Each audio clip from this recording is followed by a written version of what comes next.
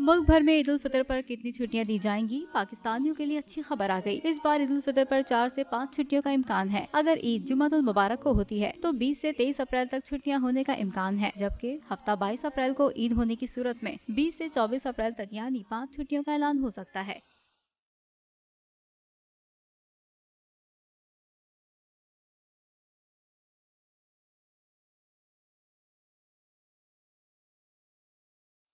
रुयत हिलाल research council के मुताबिक चांद की पैदाइश जुमेरात 20 अप्रैल को सुबह 9:13 पर होगी, तो 29 रमजान को ग़ुरूब आफ्ताब के वक्त चांद की उम्र 10 घंटे के करीब होगी। लेकिन चांद देखने के लिए इसकी उम्र 19 घंटों से जायद होनी चाहिए। तो चाहे मतला जितना भी साफ हो, 20 अप्रैल को चांद नजर आने का कोई इम्कान नहीं। दूसरी जानिब रुयत हिलाल रिसर्च काउंसिल के सेक्रेटरी जनरल खालिद एजाज मुफ्ती का कहना था कि 20 अप्रैल की शाम ईद उल फितर का चांद नजर नहीं आएगा, लिहाजा रमजान 30 रोजों पर मुश्तमिल होगा और ईद हफ्ता 22 अप्रैल को मनाई जाने का इम्कान है।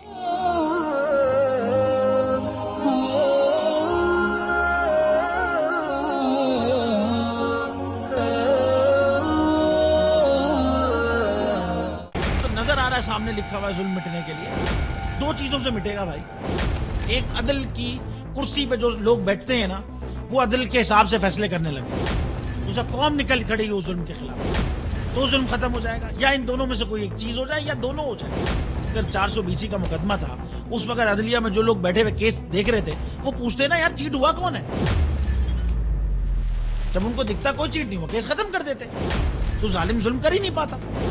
9 जजेस ने नोट बिफोर किया मेरे केस को यार, 1.5 साल चला।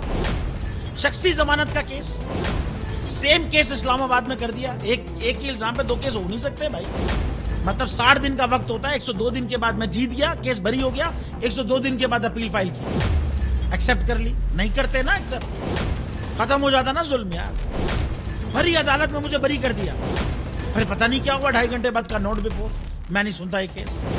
खड़े रहते अपने फैसले, मिट जाता जुल्म। अल्लाह ताला ने बिठाया इस कुर्सी, इन कुर्सियों पे इनको यार, ये अल्लाह ताला की तरफ से फैसले कर रहे हैं।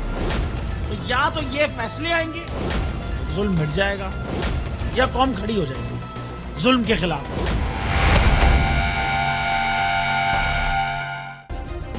सब्सक्राइब करें और बेल दबाएं ताकि कोई खबर रह न जाए।